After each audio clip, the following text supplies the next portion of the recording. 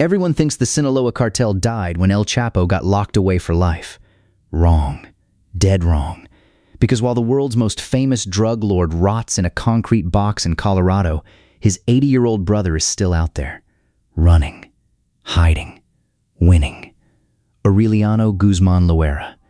They call him El Guano. And since 2011, he has escaped major military operations 7 different times. 7.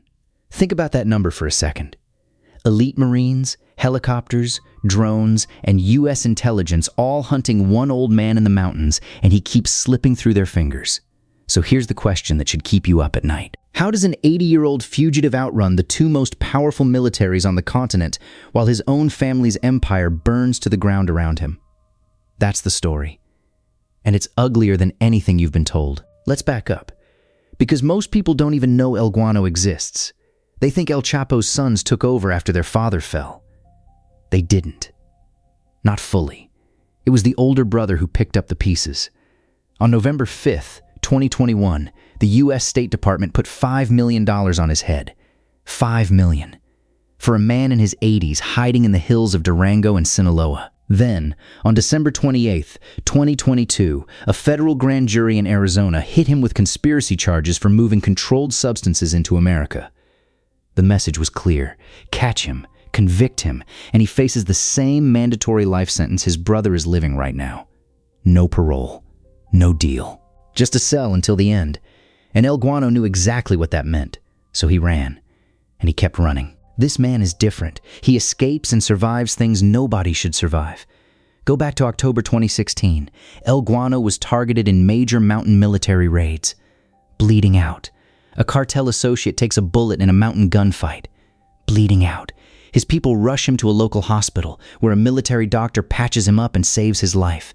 Saves his life?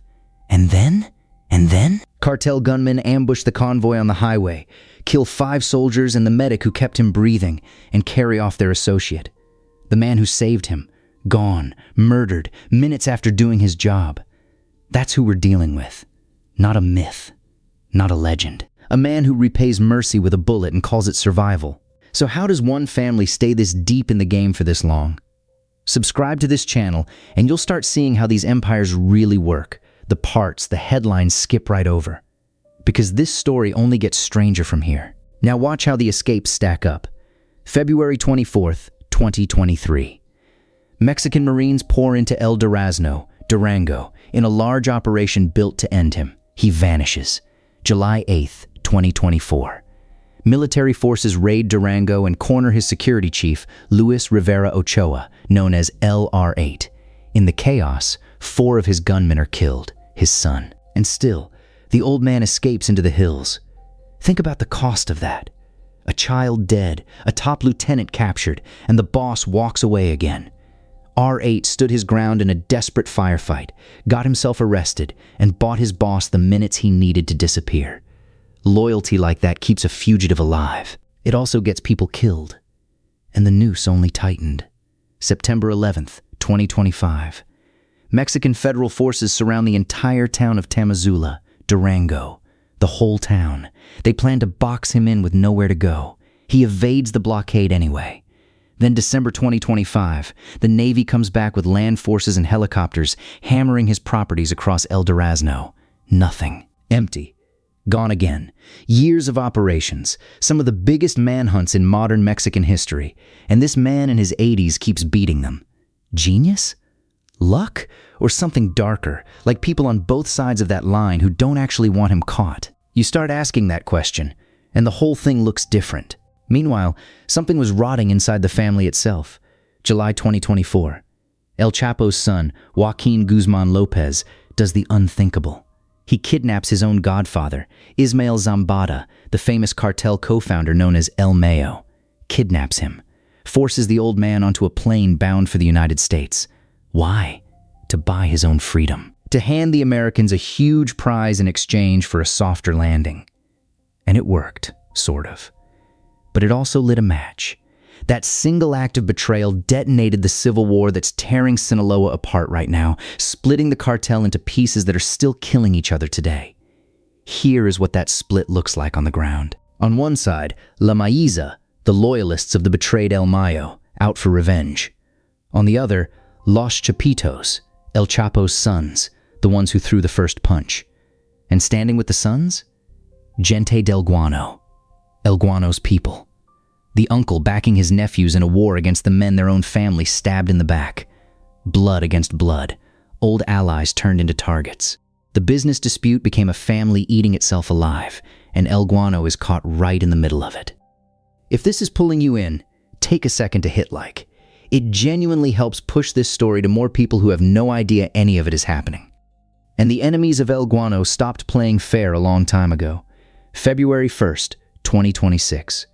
Weaponized drones fly over La Tuna, Badiraguato, the family's ancestral heartland, and bomb a ranch tied directly to El Guano. A ranch called El Cielo. They burn it to the ground. Drones. Dropping bombs on the birthplace of the Guzman dynasty. Picture that for a moment. The land where this family rose from nothing, torched from the sky by rivals who used to break bread with them. That is a direct message. And the message was simple. Nowhere is safe. Not even home. Then came the closest call of all. April 22nd, 2026. Mexican federal forces, this time backed by hard U.S. intelligence, launch a large-scale raid on Tamazula. This is the one that's supposed to finish it. And they get close. Painfully close. By April 23rd, they've captured 10 members of his faction, including 3 from his inner circle, among them his right-hand man, Abel, and his financial chief, the man who moves the money. 10 of his closest allies, gone in a single sweep, heavy weapons seized, his command structure gutted. And El Guano? He escapes. Again. Number 7. Stripped of his lieutenants, his money man, and his muscle, the old ghost still walked out of that valley alive. On that exact same day, April 23rd, 2026, while his brother was slipping through a military cordon in the mountains, El Chapo was sitting in a supermax cell writing letters to a U.S. judge begging to be sent back to a Mexican prison. Begging a U.S. judge to send him back to a Mexican prison. His argument? That the total isolation was cruel punishment. Letters filed in his name, written in broken English, showed the most feared narco of his generation reduced to pleading on paper. One brother fighting for his life in the hills. The other fighting for a transfer request from a box he'll never leave. Same blood. 2 completely different endings. The younger generation took a different path. El Chapo's sons ran straight to the negotiating table. 2 of them, Ovidio and Joaquin, sat down with the U.S. government to cut plea deals and dodge the life sentence hanging over their heads. On December 1st, 2025, Joaquin Guzmán Lopez pleaded guilty in a Chicago federal court under a deal. Guilty. A Guzman walking into an American courtroom and folding to save himself. Their father raged against his cage. His sons chose the paperwork. Which one's the coward and which one's the smart one? Depends who you ask. But the difference tells you everything about where this family is headed. The old world these men were born into is already dead. July 20th, 2026. Ismael Zambada, the co-founder, the last living giant of the old Sinaloa order, is sentenced to life in prison in Brooklyn. Life. And the court orders him to forfeit $15 billion. $15 billion. With a B. That number is the price tag on an empire.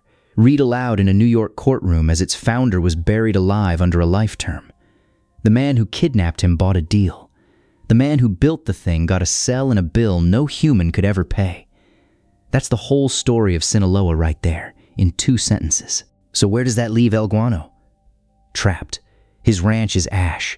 His inner circle sits in cells. His financial chief is captured, which means the money that greased every escape is drying up. Drones own the sky over his own backyard. His nephews are cutting deals that could hand him over as a bargaining chip tomorrow. And the enemy faction wants his head for a betrayal he helped defend. 7 escapes bought him time. Time is the one thing he's finally running out of. Every door that used to open for him is slamming shut, one by one. And that $5 million reward still sits there, waiting. Because in this world, loyalty lasts exactly as long as the cash does, and the cash is gone. Think about how this ends for him. There's no happy retirement for a man with a life sentence waiting on the other side of a border. There's a cell like his brother's, or a grave in the hills he's been hiding in for 15 years. Those are the options. Both of them. That's it. An 80-year-old man who beat the odds 7 times, staring down a war his own family started, with nothing left but the mountains and a shrinking handful of men who haven't sold him out yet. Can El Chapo's brother buy his freedom the way El Chapo's sons did? He can't. The deals went to the young ones with information the Americans wanted. El Guano is the old world, and the old world doesn't get plea bargains. It gets erased. El Chapo is begging for a transfer.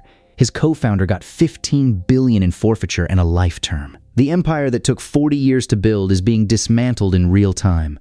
One raid, one drone, one betrayal at a time. If this story shook you the way it should, like this video and subscribe. There is so much more happening in these mountains.